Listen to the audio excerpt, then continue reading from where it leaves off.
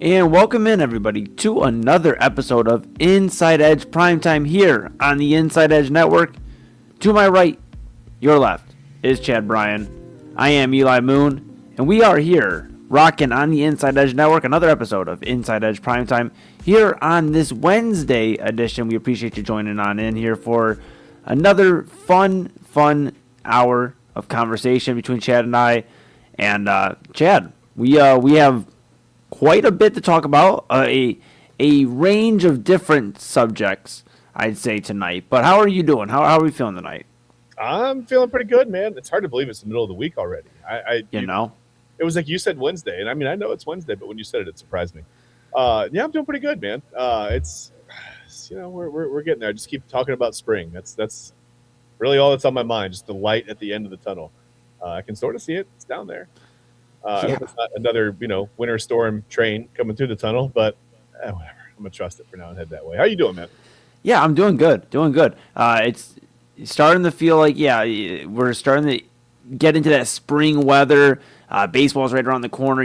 Spring training's here. We just talked about the Braves yesterday. I mean, my goodness, if you didn't hear that yesterday, if you want to hear Chad get pretty upset about the Atlanta Braves for about 10 minutes or so, then you can go ahead and tune in yesterday. Check it out on InsideEdge Net on all the socials. But yeah, Chad, a very good vibe recently, weather-wise. I mean, a few cold days, but good vibes. So feeling good there. You know who isn't probably feeling good? Myles Garrett. Myles Garrett's probably not feeling too good today. Good. Yeah, I don't know if you heard, but there's a report from Mary Kay Cabot that Myles Garrett, he was cited with another speeding citation. It was his 9th speeding citation in Northeast Ohio, this time going 94 and a 70 on I-71 North. That was on February 21st in Congress Township. At least his 9th speeding citation per Mary Kay Cabot since 2017. His second one since he flipped his Porsche in 2022. So no trade request from Myles Garrett this offseason, but just a little bit more speed with the car. How are you feeling about that, Chad? Well, I'm torn on this one. I'm like, it's like if he's gonna go 94, I'm a little bit disappointed they didn't just like write 95 on the ticket. I mean, come on, he's number 95. But I think, and it's funny because as soon as I saw it, I was like, this poor guy, man, he's trying so hard to get released by Cleveland, but he's like such a great dude that this is the worst he can think of to do, right? Like it's like all I can bring myself to do is just keep speeding on the freeways in Northeast Ohio, man. I don't know. I guess you got to drive a little better. I mean, speed is a lot of people drive with the flow of traffic. I get it. I'm not going to like sit here and vilify the guy for driving a little fast or whatever, but obviously it's not the safest thing. I know he probably thinks he's a pretty good driver. Then again, you did bring up the flipped Porsche from a few years ago, so there is that. And there are also other people around you. I mean, these guys have enough money. I mean, you can't just go rent out a speedway somewhere, like a little small, like local racetrack, and just drive and do some laps and I don't know, do it the right way. Whatever. I don't know. Yeah, I mean, it's frustrating, because if you're Myles Garrett, you're the leader of this franchise, and you can't really get on guys for not, handling their business in the offseason if you're going to be doing this in the offseason, right? So it's just tough. You're the leader of the franchise, but I don't think it's that big of a deal. I mean, I don't think we should be, we're not going to spend the whole first segment talking about Myles Garrett speeding, but I think it is like. Tonight? I thought this was the whole show tonight. I had every ticket laid out, man. Okay, well, never mind. That's fine. So, but we will, just kind of like obviously keep an eye on that because. Yeah, like you said, Chad, it just seems like he has done everything he can to get out of Cleveland. But the Browns, we love him. We love him here. Browns fans love him. The Browns want him here. And, yeah, as somebody who doesn't like him, though, it seems like Logan Paul. Is that right? Logan Paul? Yeah. Logan Paul is trying to put Myles Garrett on a different ticket, I guess. Did you see this? He said he's given any NFL player, but he specifically mentioned Myles Garrett. Said he's offering any NFL player that can beat him in a fight $1 million. And he said he would throttle Myles Garrett. I don't know if that's a speed joke or not. The timing's awfully suspicious. Whatever. But it is what it is. Did he get the update? Yeah. What's that? Did he got the update? He got the update He about must have. Miles. Yeah, He yeah, must have. He's tapped into local law enforcement all across the country, I guess. yeah. But yeah, no, he says he'd throttle Miles Garrett and offers $1 million to any NFL player. I almost said fighter. Any NFL player that can beat him in a fight. So please, someone in the NFL, take him up on this immediately. I'd like to see you earn $1 million. Not that you need it, but well, some of you might.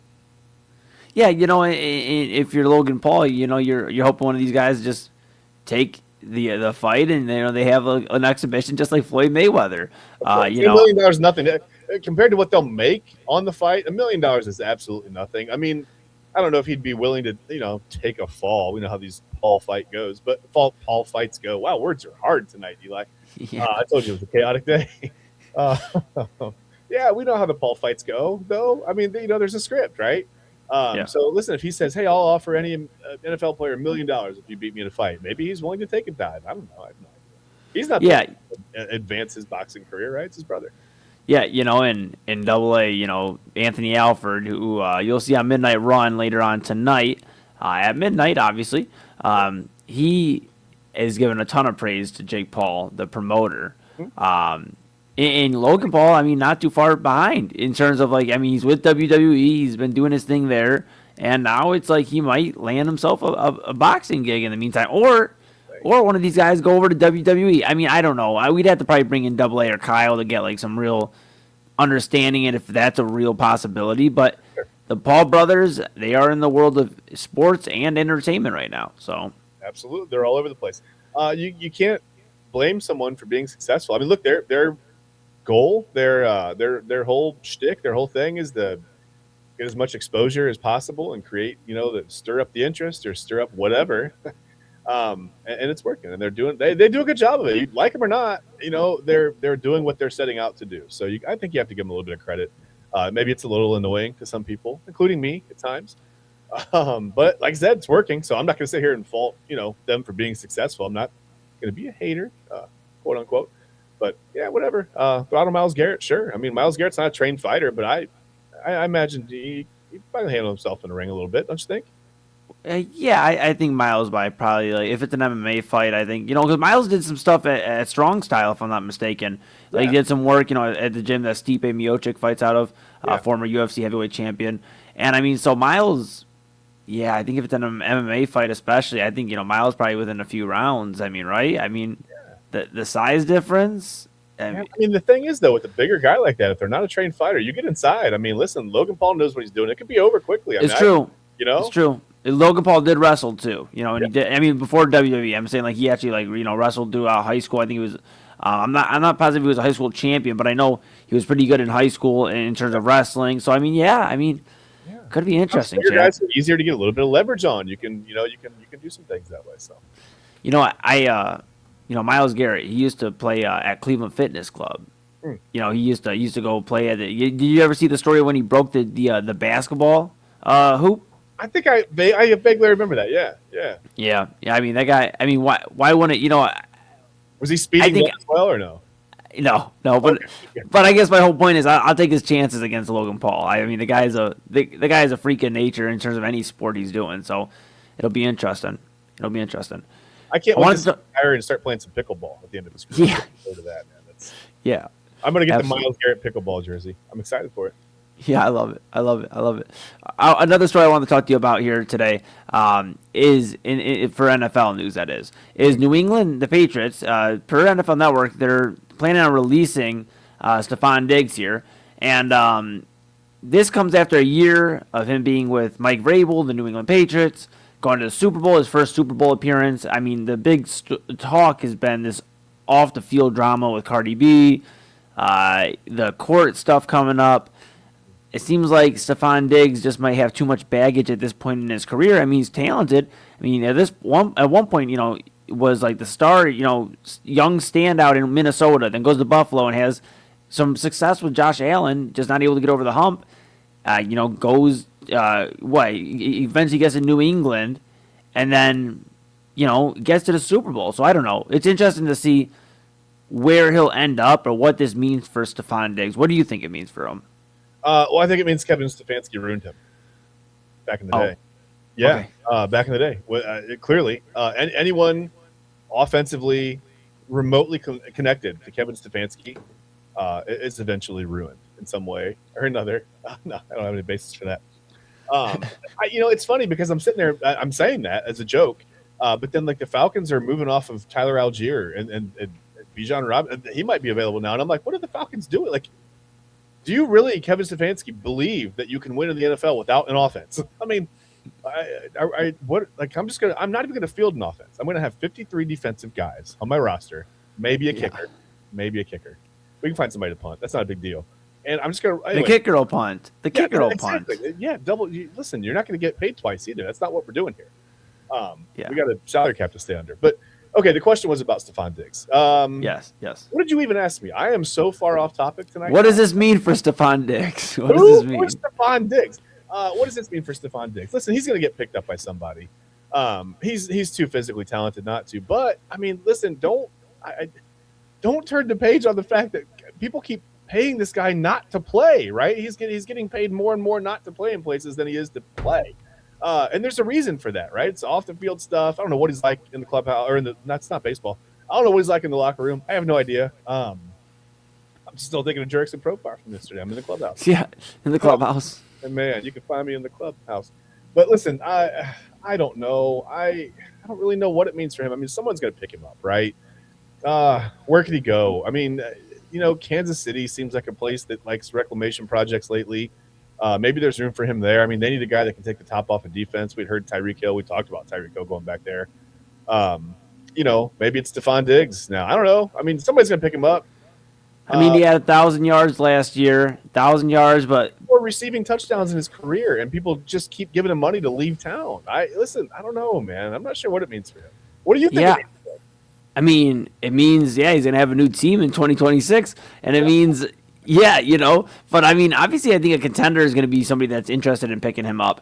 I don't think, before we even entertain, talk about the Browns being in the market for Stefon Diggs, I don't think it makes any sense. They already have a locker room they're trying to shape the identity on and the character of, and I don't think bringing Stefon Diggs, all due respect to him, I don't think bringing him in is going to do any wonders for that locker room, Chad. There's too much noise around him, I think, for a team that's in the Browns situation. If we had, established long-term leadership, I mean, if you had a guy like Mike Tomlin or something who had been here for 20 years, then, maybe it would be a possibility, but we're not in that situation. The Browns aren't in that situation right now.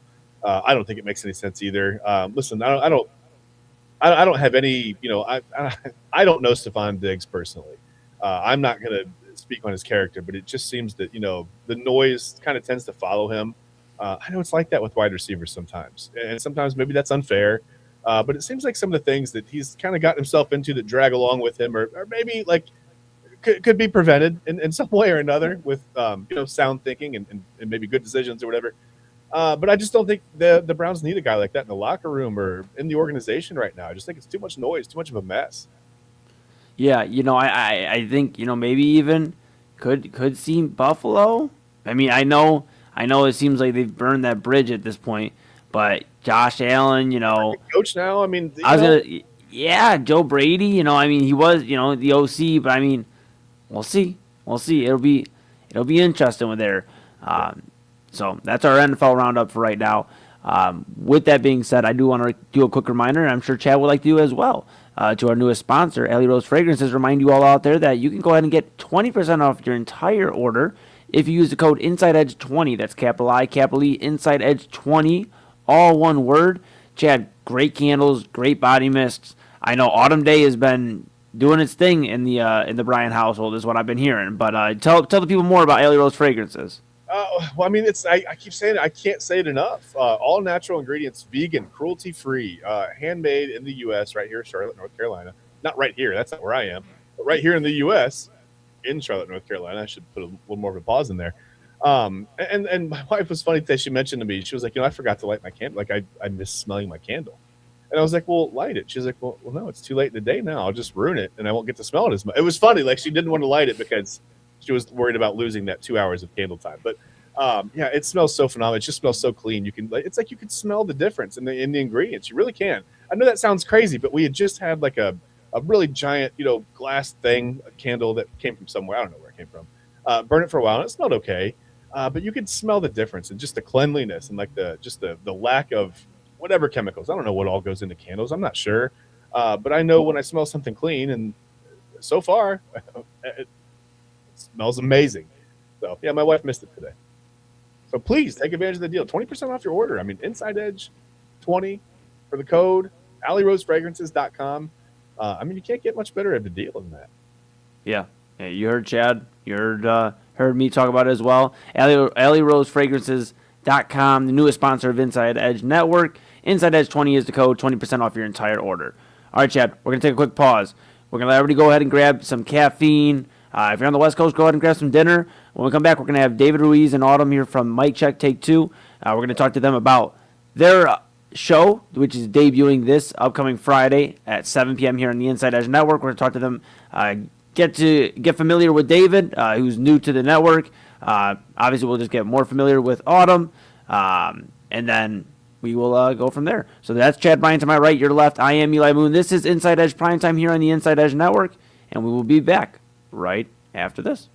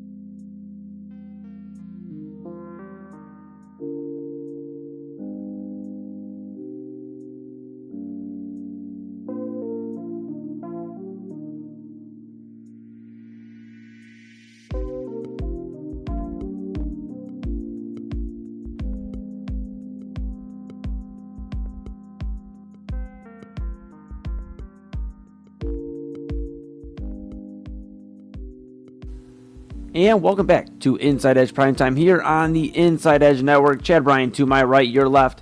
I am Eli Moon, and we had some technical difficulties there, Chad. Uh, we tried to make things smooth, and that's what we get for making things smooth. So we're back here on Inside Edge Primetime. Chad Bryan, Eli Moon. We talked about the NFL in that first segment. We are going to welcome in two Inside Edge Network talents. A new show here on Friday, Chad. I'm excited. We get to do the housewarming here on Prime Time. Oh, I didn't bring a gift. Did you bring a gift? I thought you were going to give me one of your Ellie Rose fragrance candles. Oh. Yeah, that's right. yeah, cool. Okay, awesome. Perfect. Awesome. Amazing. All right, so here's what we're going to do. We're going to bring in Autumn from Jersey Chasers and David Ruiz, and we're going to bring them in right now. They are from Mic Check Take 2, debuting this Friday at 7 p.m. Autumn and David, how are we doing? Doing good. I'm doing great. How are you guys? Oh, we're great. We're great, Chad. I'm doing good. I did not expect to be Brady bunched again. This is great. I love this. This is the best thing ever. How you doing? Yep, this is awesome. Lord. This is awesome. This is awesome. David, now, you, but I'm not sure which way to look, and I'm frozen in fear right now. I always I'm not going to do it. I love it. I love it. Now, Autumn, you just got done tonight, obviously with Jersey Chasers, but you're gonna have the show with David. David just joining the network. Kind of talk to us about whoever can take the lead here, but just about the show itself, debuting this Friday 7 p.m. here on the Inside Edge Network. Just talk about the show, like the origin of how the show came to be, and we're gonna get on this debut on Friday, Friday 7 p.m. Yeah, so of course, me and Autumn and I, we used to go to school together back at the Ohio Media School. We had a show called Triple Threat, and we did that show for a little over a year. The reason the show's called Mic Check Take 2 is because this is our second take. This is our second go at it. This is our second grab, and we're trying to just do a whole rebrand with a new flavor, more personality, and just outside the box than what we were previously used to. I'm sure Autumn can attest. We had a lot of fun on our last show, a lot of disagreements, a lot of chaos, and that's what we plan on bringing to the network. An entertaining show, high energy. Autumn, what do you have to say about it? Any specific memories that come to mind when you think about past times going forward, the new era? No, David and I did a show called Triple Threat, in which I regularly was called out. I almost fell once on air, and they all laughed at me. It's honestly Mic Check Take 2 is just our way of just kind of bringing back the fun that we were having at that time. It's gonna be interesting just to say that me and David get along, but we also disagree. We're like family, so when we argue, it goes to the next brother level. And sister. Yeah. You'd say it's gonna be a little bit of a different vibe than maybe Wednesdays with Jersey Chasers with you and Christy. Oh, a little completely different vibe. Okay. Me and Christy, we talk about everything. Me and David argue about everything. Okay. I even try to argue with her while she's doing Jersey Chasers in the comments. She just doesn't respond to me half the time. He thinks it's funny to troll me. It's not funny to troll me. He knows I don't like it. He thinks it's really funny. He knows I get mad. We're going to have the first show on the network where the co-hosts have blocked each other on social media. That's going to be amazing. That's going to be amazing. I can't wait for that. You mean blocked again? This is actually happening. I would be blocked on social media at her family functions. Okay. That's pretty good. That's pretty good. Now we know a little bit about Autumn. We'll segue into maybe what you guys are going to talk about Friday. David, let people know a little bit about yourself. You're new to the network, your Inside Edge Network, so just get people familiar with yourself here. Yeah, so again, my name is David Ruiz. I like to call myself the DAVID, the real Ruiz. That's how I bring myself into every show. I bring in an Autumn as everyone's favorite season, Autumn. It's going to be a good show. A little bit about myself. I'm big into fitness. I love that world. My family used to own a boxing gym when I was growing up for about 15 years. So I competed as an amateur boxer for a long time. Now I'm bringing some of my resources and the people I know kind of into our show from a different perspective. I was listening earlier. I heard you guys talk about the Paul brothers a little bit. I have a controversial take on that too, but we'll save it for a different time. There you go. Oh. She knows. She knows. A fun fact about myself: over the last year, I lost 100 pounds on my fitness journey. Wow. I was 324 pounds. Yeah. Yeah, So I found a lot of it. yeah.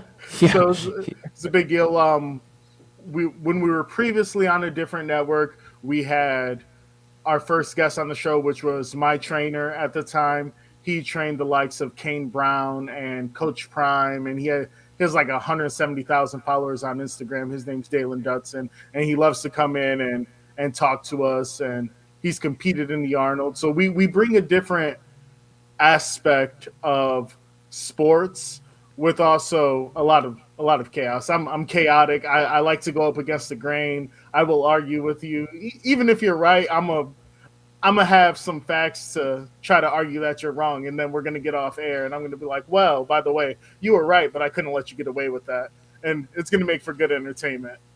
And you Love guys it. see why he's blocked sometimes. Yeah. And Autumn, just for just for people that maybe haven't got a chance to tune in the Jersey Chasers yet, but are going to tune in this Friday, just get people a little bit more familiar with yourself as well, what you bring to the table with this show on Friday. Yeah, we've been doing Jersey Chasers now this was our 21st episode, so we've been doing it now for almost 6 months. I, of course, fell in love with sports at a very young age. I went to my first baseball game when I was a teenager, fell in love with it, went to school at Ohio Media School, met David. We kind of connected there, but no, like if you haven't listened to Jersey Chasers, number one, very unhinged show. I'm just letting you know that now. Tonight was crazy. But unhinged with a fun flair, nothing crazy, nothing out there, nothing too bad. But Mic Check Take Two is completely different than Jersey Chasers. Like Jersey Chasers, like I said, me and Christy like talk to each other. We love each other. I have blocked David several times in the past. We literally have gotten into arguments on air, sitting next to each other, like arguing full. But with that being said, I've also made her cry happy tears on air. So it's that is true. It's a love-hate relationship. All love from me. Majority of the hate comes from her. But everyone's going to everyone's going to be entertained. So we got to give them a little prequel and let them see what they're going to get themselves into when we go live Friday. Yeah, I think Fridays are going to be really entertaining on the Inside Edge Network. I'm not going to lie. I think Friday nights are going to be fun here. That's fun. I like it. Oh, it is. Yeah. Oh, yeah. Oh, yeah. I can't wait to get ignored in the comments. I'm going to comment on the show and just get completely ignored. I won't ignore you. Don't worry. Oh, there you go. I appreciate it. Yeah. Well, see, the thing about... Yeah. Go ahead, Autumn. Go ahead. Look, David, there is one commenter we have to warn you about. Raul. Oh, yeah. Man. Yeah. That's Raul cool. is going to... Nah, he's going to make you lose it in the middle of a show. Look, I'm here He for did Raul. tonight. Raul, He made you lose man. it? Yeah. Look, I want to lose it in the middle of the show. I want those things to happen. So if he can try to if he can out-troll me, he deserves a trophy or a shot or something. I will salute him.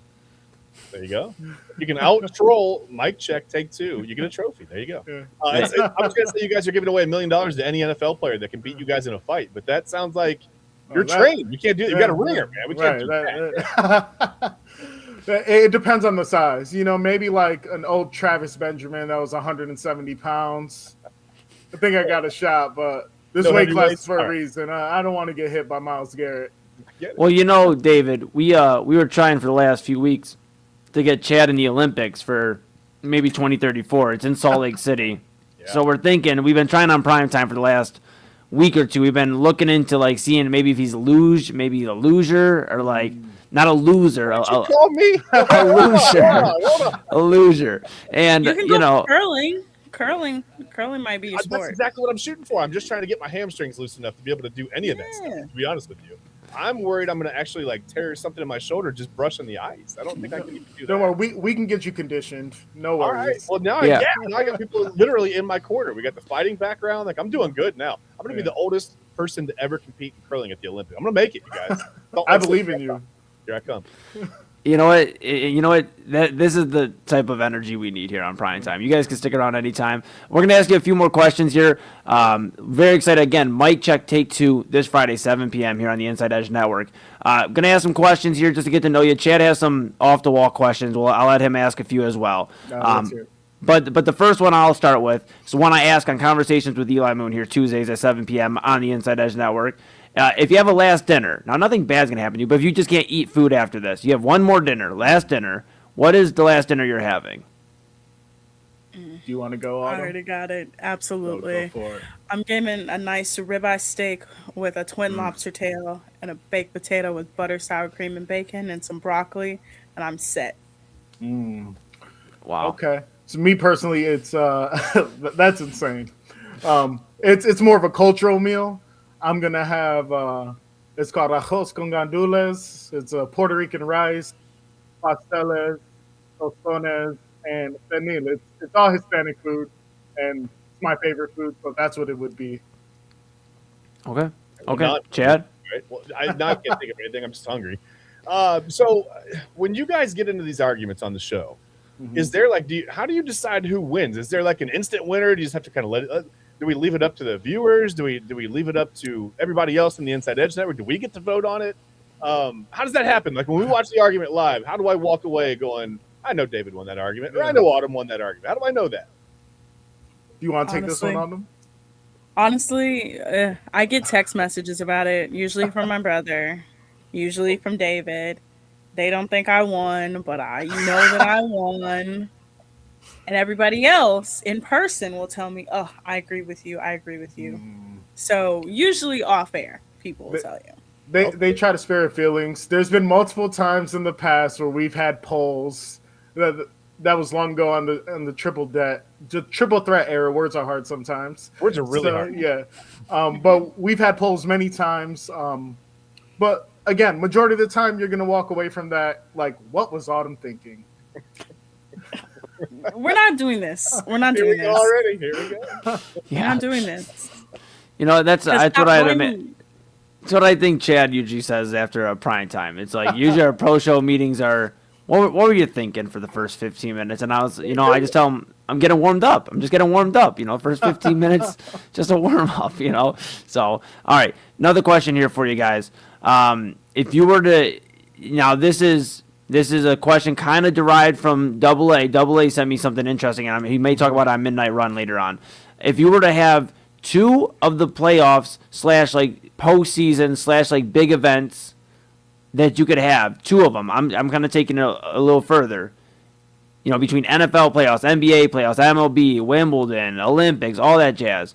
You can only have two big sporting events. Which sporting events are you having?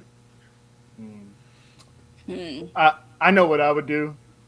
Me personally, it'd be the Super Bowl. I would keep the Super Bowl. I love the Super Bowl.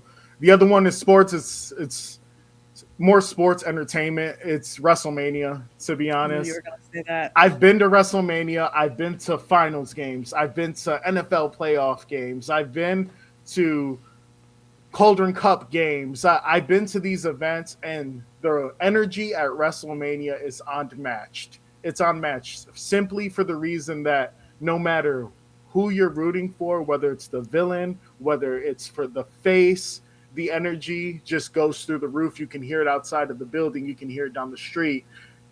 When you relive those moments and you watch it, it's not the same as besides the Cavs Game 7. You don't really get that emotion when you watch other games, partly probably because a lot of us are from Cleveland and there's really not much for us to go off. But being at multiple live sporting events and playoffs, the best energy I've ever felt was at WrestleMania. All right. Autumn? Honestly, I would say World Series. World Series here was kind of crazy. And I would also go Super Bowl. I also have worked and been to NBA Finals games. They're all right. They're fun when you're winning, but they're not fun when you're losing. But the Super Bowl is just a spectacle. And here, of course, the World Series would be nuts. It was nuts in 2016. So I would go with those two. Okay. Chad, you got another one? You got another question? Well, I mean, that was a really good question, and I was just going to ask.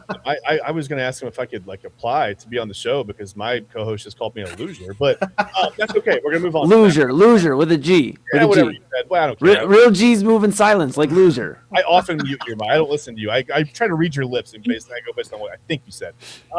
Here's what I'll do. I'm going to ask you guys this. What's your favorite like personal like sports events that you've actually been to in person? What's your favorite either just game, moment, memory, whatever? It could be a whole game. It could be just a memory of something that happened in the game or whatever. Autumn, I guess I'll start with you. What's your favorite sporting event or favorite thing that's happened at a sporting event that you've ever been to? Like personally been there? I think this was 2018. Yes, 2018. And LeBron, it was his last year on the Cavs.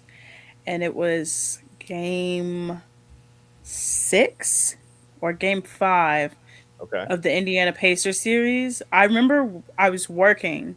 We were all in the team shop, and one of my coworkers they were like he's gonna make a shot at the end of the game. He's gonna win it. I'm like, that's not gonna happen. Literally 2 seconds later, he hit the game-winning shot, and everybody went nuts. And I remember just thinking like, wow, And you're in the building, right? Yeah. And I'm in the building, and we're all going crazy. And I'm like, that's probably like my number one. Or if I had to go with another one, it would probably be the 2009, him making the shot at the end of the Orlando Magic game 2. Yeah. Like that was nuts. We all jumped around hugging each other. Like those two for sure are like my top 2. It's too good. Okay. All right, so my personal favorite, for a lot of different reasons. A couple years ago, Jake Paul actually fought Tyron Woodley at Rocket. I was there, and the reason that event was special to me had nothing to do with Jake Paul and Tyron Woodley. It's everything else that went into that show. So you had Amanda Serrano as the co-main event of that show, and that really transcended women's boxing, which a lot of people don't give Jake Paul credit for. He is the reason women's boxing is at the state it is now with all these great women coming up. Another really cool thing he did was every single person on that fight card, on the undercard and the prelims going into the main event, were all from Cleveland. And they got to fight at a super main event. So I got to see people I grew up with fight in a full stadium. Like I got to see people I've seen fight in regionals and state, and like people like Montana Love and Conwell. And I got to see these people actually do what they talked about when they were kids, which was a special moment for me. And it was just really cool all around. That's awesome. That's a really good one too. That's awesome. I love it. All right, we are just almost out of time here, but we're going to finish with one more question for both of you here. One reason, if I'm a viewer here watching right now on Inside Edge Primetime, why I should tune in to Mic Check Take 2. One reason why Friday is must watch, can't miss. I'm going to go. The first reason is that I'm always right. Just know that. I am always correct. I'm never wrong. I'm always right. That is one reason why you need to tune in. Now you know. All right. The second reason, it's full of chaos, and anytime Autumn's on air with me, there's a chance she has an aneurysm. So you have to watch the show. I love it. This is true. This is true. I love it. All right. Well, hey, that is David Ruiz. We have Autumn. That is Mic Check Take 2 this Friday, 7 p.m. here on the Inside Edge Network. We're excited. Thanks, guys. Yeah, thanks for having us on. Yeah, thanks for being on. having We appreciate it, guys. us. Yeah. All right. And we are back here, Chad and I. Man, that was cool, Chad. That was awesome. a lot of fun. A lot of fun, man. I love having guests on. I love having people we know on, people we don't know. That's fun, man. It's great. Sure I'm was. looking forward to the show Friday night too. I am too. Again, Mic Check Take 2 this Friday, 7 p.m. You just got a little bit of a glimpse of it. So make sure you tune in here, 7 p.m. here on the Inside Edge Network. There you go. All right, Chad, we're going to take a quick pause. When we come back, we're going to talk about Lou Holtz. And we're going to talk about some other things that are of note. It is Wayback Wednesday. It is a very important Wayback Wednesday. We're going to have a conversation here on Inside Edge Primetime when we come back here on the Inside Edge Network. That's Chad Bryan to my right, your left. I am Eli Moon, and we are back right after this.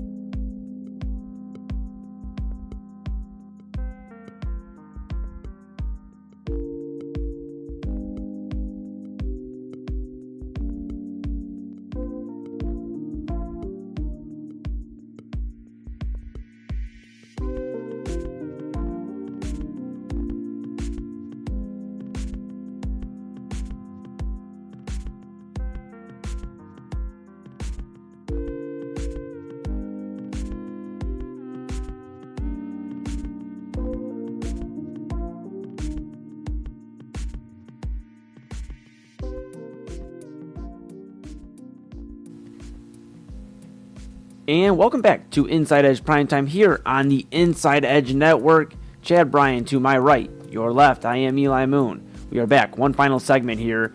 Just want to give a shout out one more time to David Ruiz and Autumn. Mic check take 2 this Friday, 7 p.m. here on the Inside Edge Network. Make sure you follow the Inside Edge Network at Inside Edge Net. So you can go ahead and obviously see that show, Mic check take 2, David and Autumn. Yeah, it's some chaos, man. Yeah. Yep, stay locked in here with everything source, your source of sports, entertainment, mental health, everything in between. Inside Edge Network. We appreciate you so much.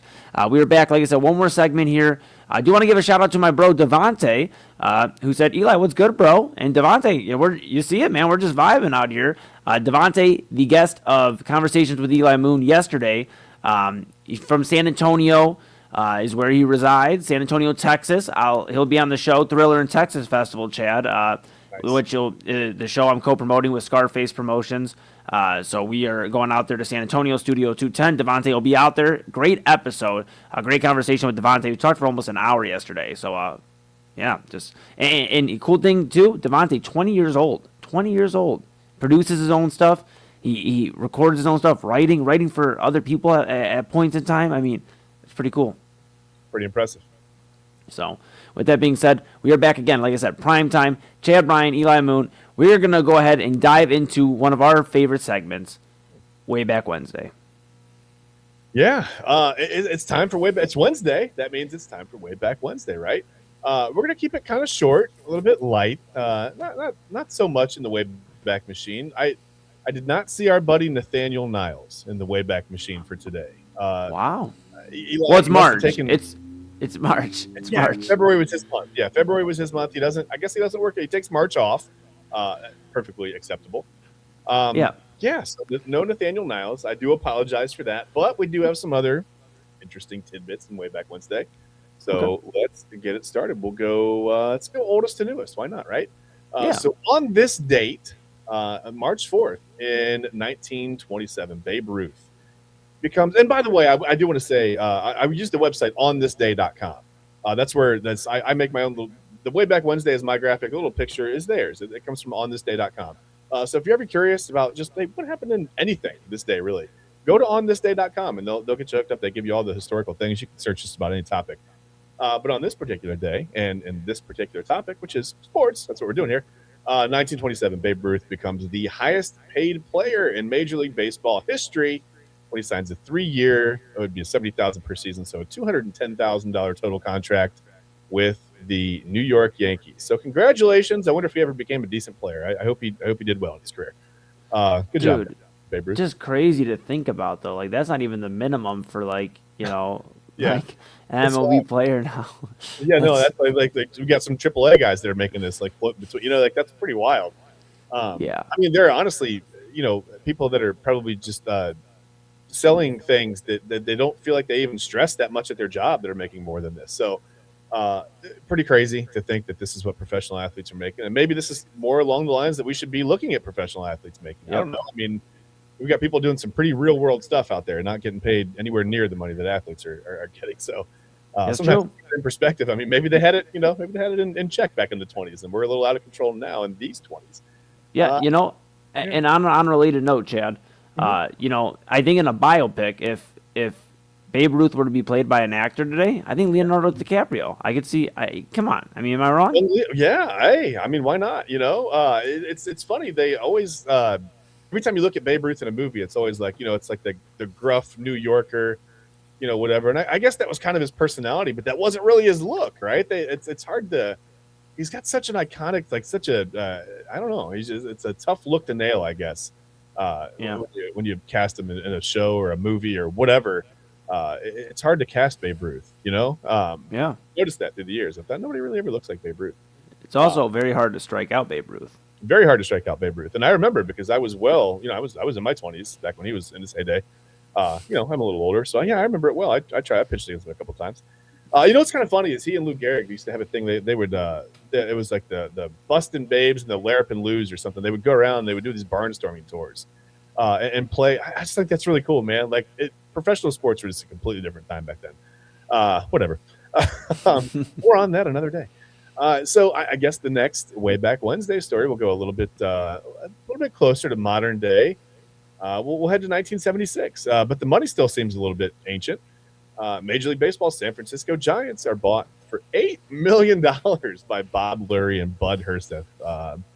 $8 million. I joked with you, Eli, before the show. I said that makes it feel affordable. I mean, I don't have $8 million, but it's closer than $6 billion, right? I mean, a lot of franchises are worth $5-6 billion now. Some up in the almost 10 billion. It makes it hard to even find. I mean, you have to find a conglomerate, right? They can have like a group of people to buy a team now. It's almost like one person can't really even. You can't have a single owner anymore. It has to be a whole group. It has to be group ownership. Yeah.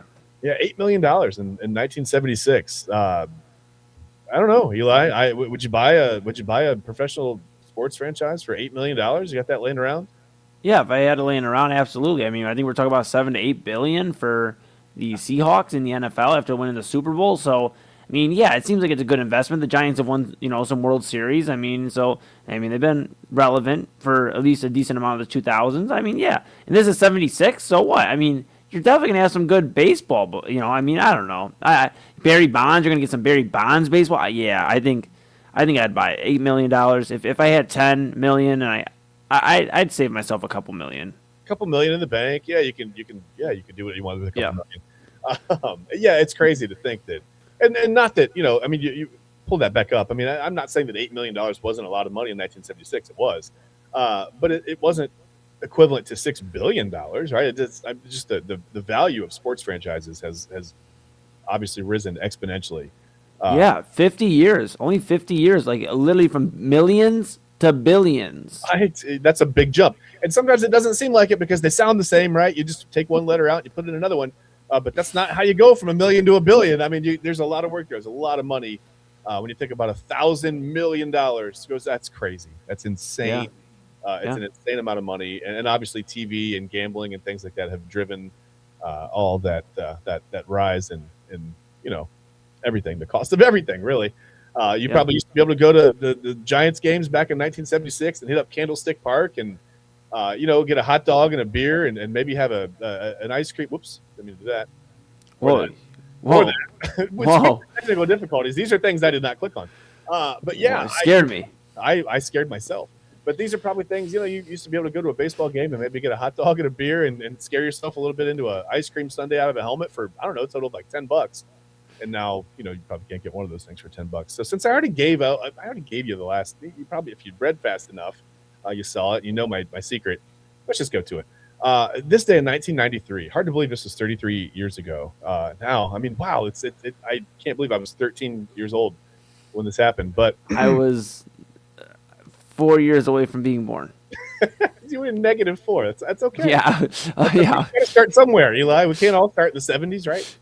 Yeah, that's right. That's right. But yeah, the 1993 on March 4th, the very first ESPY Awards, and Michael Jordan and Monticello were the big winners there. I don't know that we need to. It says basketball superstar Michael Jordan. Well, yeah, we know. He also owns a racing team now. I guess that's relevant. They're doing pretty well. He's got a driver that's won his first 3 races. I think that's the first time it's happened in the history of NASCAR, by the way. Thought that was pretty cool. Yeah. And then also, I wanted to use the ESPYs because do you want me to do the video now? Or yeah. The video now with all the technical difficulties we're having? Yeah. I thought this tied in nicely. We mentioned that we would talk about Lou Holtz. Lou Holtz did unfortunately pass away today. And 89 years old, is that correct? Yes, correct. Just a good run, man. He lived a good life. He was a good man for all accounts and for everything I've heard. Lou Holtz was a phenomenal human being. Obviously didn't like Ryan Day's toughness or whatever. But I think that was more just Lou Holtz trying to have. I mean, Lou Holtz is a fun guy, man. He's got a fun personality. I bet if he and Ryan Day had actually sat down and talked about it would have been a pretty fun conversation, to be perfectly honest with you. Lou Holtz is just always a guy that, I think in watching those Notre Dame teams, Rocket Ishmael and whatever, winning the national championship, I've grown up and just seeing I always liked Notre Dame. I've been an Ohio State fan my whole life, but I've always liked Notre Dame. It's like how do you dislike Lou Holtz? I get it if you're an Ohio State fan, maybe it irritates you a little bit. But again, it was kind of like the Mark May shtick. I think you just sort of felt like, well, I've lost my buddy Mark May to be a Buckeye hater, so let's have some fun, right? Let's stir up the Buckeye fans and get some clicks and get some views.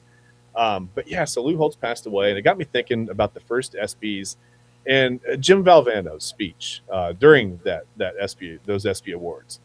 And I went back and I watched it, and something happened that I didn't remember happening at the time.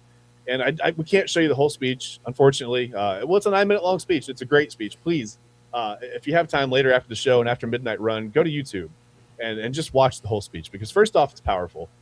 Second, it's very passionate. And Jim Valvano is just a powerful, very passionate guy, but it's funny too, man. He's got a great sense of humor, and I tried to capture a little bit of that in here as well. But it's a really, really good speech, and it's just, I remember this night I remember it very clearly, and I didn't remember this little tidbit. But it's funny how it all ties together. 33 years ago, the first ESPY Awards, Lou Holtz passes away today. I'm thinking, like, let's go get the Jimmy V speech for Wayback Wednesday. That would be a good segment to whatever, a good thing to use for the segment. And then as I'm watching the video, I see he actually addressed Lou Holtz in the audience and said something to him. So let me just now, technical difficulties aside, I'm going to try to bring this video up for you guys. Again, I've shortened this up. I've cut this into I don't know how you cut a 9-minute passionate speech into highlights, but I tried to do it the best that I could. So take a look at Jimmy Valvano from 33 years ago today, March 4th, 1993, giving his famous speech at the ESPY Awards. Time is very precious to me. I don't know how much I have left, and I have some things that I would like to say. Hopefully, at the end, I'll have something that will be important to other people too. But I can't help it. Now when I'm fighting cancer, everybody knows that. And people ask me all the time about how you go through your life and how's your day. And nothing has changed for me. As Dick said, I'm a very emotional, passionate man. I can't help it. That's being the son of Rocco and Angelina Valvano. There are 3 things we all should do every day. If we do this every day of our life, you're going to have, what a wonderful, number 1 is laugh. You should laugh every day. Number 2 is think. You should spend some time in thought. And number 3 is you should have your emotions moved to tears. Could be happiness or joy. But think about it. If you laugh, you think, and you cry, that's a full day. And I was so fired up about my first job. I see Lou Holtz, Coach Holtz here. What was it like the first job you had, right? The very first time you stood in the locker room to give a pep talk. That's a special place, the locker room, for a coach to give a talk. And the screen is flashing up there 30 seconds like I care about that screen right now, huh? I got tumors all over my body. I'm worried about some guy in the back going 30 seconds, huh? You got a lot. Hey, fanabla, buddy. You got a lot. I just got one last thing. I urge all of you, to enjoy your life, the precious moments you have, to spend each day with some laughter and some thought, to get your emotions going, to be enthusiastic every day. What I would like to be able to do is to spend whatever time I have left and to give and maybe some hope to others. Don't give up. Don't ever give up.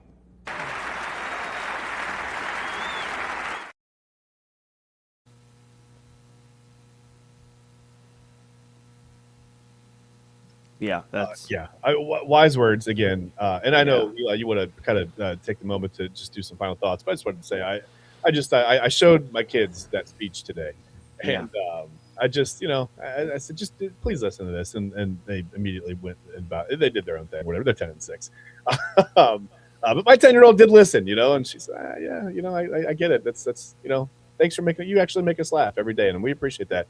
It's like, hey, I didn't pay her to say that for once, so I appreciated that. But Eli, I take it over. I just wanted. Yeah, no, you're okay. Yeah, rest in peace to Lou Holtz, and that was a powerful speech from Jimmy Valvano. Crazy that Lou Holtz in the audience that night, obviously, and so sending our best thoughts from the InsideEdge Network and from Chad and I. We will get some final thoughts here just briefly before we put a bow on this Wednesday edition of Primetime. Chad, your thoughts? Like Jimmy Valvano said 33 years ago today, man, just, be passionate, every day, like try to laugh, try to think, try to cry, move yourself, feel the full range of emotions, man, experience your life and enjoy all the little moments, because they're fleeting, right? They could be here today and gone tomorrow. And I guess most importantly, like you said, man, you know, the motto of the whole thing, the Jimmy V Foundation, don't give up, don't ever give up, no matter what, right? It may seem like the odds are completely stacked against you, but man, who doesn't love a good comeback? So, just leave you with the famous words of Jim Valvano. I love it, and I think I'm just going to second that with Chad. Yeah, don't ever give up. Just keep rocking and rolling. Keep doing your thing. This life we get one of it. So make the most of it. We appreciate you giving your time here today with us. Monday through Thursday, 10 to 11. We hope we make you at least laugh or get mad at one of us for, I guess, a moment. It's fun, and we enjoy it. So thank you so much. So, again, Midnight Run with Anthony Alford at midnight. Chad and I will be back with you again for one final edition of Primetime this week, and then we're back again Monday, of course. But we'll be back tomorrow at 10 p.m. So until midnight, go ahead and get some dinner on the West Coast. On the East Coast, go ahead and stay up, grab a cup of coffee. Anthony Alford with you at midnight for Midnight Run with Anthony Alford. That's Chad Bryan to my right, your left. I am Eli Moon. This is Inside Edge Primetime here on the Inside Edge Network. Give us a follow again one more time at Inside Edge Net, and we'll see you tomorrow.